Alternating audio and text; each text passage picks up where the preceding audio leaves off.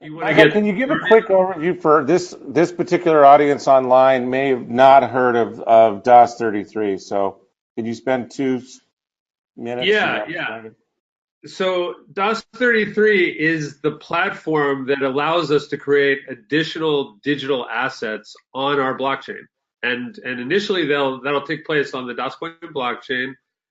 We may even introduce a dedicated blockchain for some of these projects, but this is where we are the rubber is hitting the road. So everybody, I don't think people really fully understand the cycles and what their role is.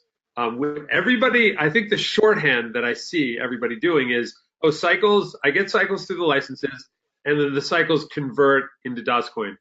That is only one thing, and it's the least of value that's created. I mean, we're creating value. It's basically you're taking a stored amount of capacity on our network, which is cycles, and you're converting it to a form of stored value. That's interesting. It's helpful, and it's how our whole system. It's the foundation of our whole system.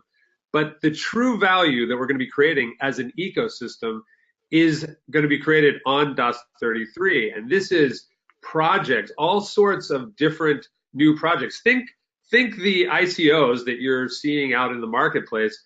A lot of those are one very narrow application, a good idea with a good team, a white paper. They come together. A lot of them are doing it on Ethereum, and they develop that. And our what we're doing is making it so that we leverage our community in choosing the best projects and allocating the resources that we have through all these cycles. That is stored capacity. We have the ability to do a lot of projects, and we're going to create. We have this system, and DOS 33 is this mechanism for our community to effectively choose which projects are the most attractive and which Right. projects deserve the most resources. And you're going to basically be making that decision by looking at what's proposed. There's going to be a lot of proposals coming on to anybody with cycles. And they're going to be people, entrepreneurs. And a lot of you could be ones that have an idea and you want to come to develop it on our platform. You pitch it to our community and they then decide to give you some of their cycles. That's the real use of cycles, right? We've been caught up in converting them so much. Everybody's thinking that's all you can do is convert them. No, there's this whole other realm.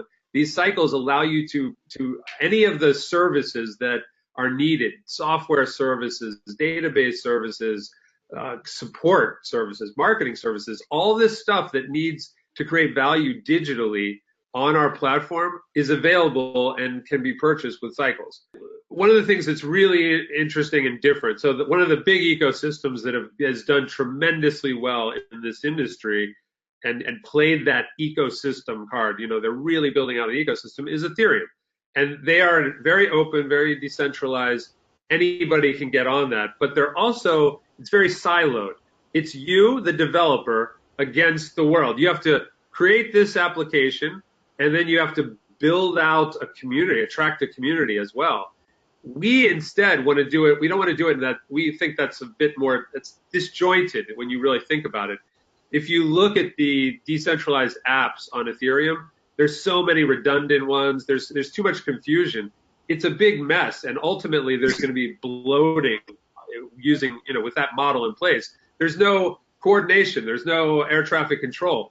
We instead want to leverage our community and everybody on this webinar and everybody that has cycles, they're going to be the ones effectively voting with their cycles. They're going to be like, yeah, I'll take some, I'm going to give some early support in the form of cycles, and I'll get back tokens related to this project.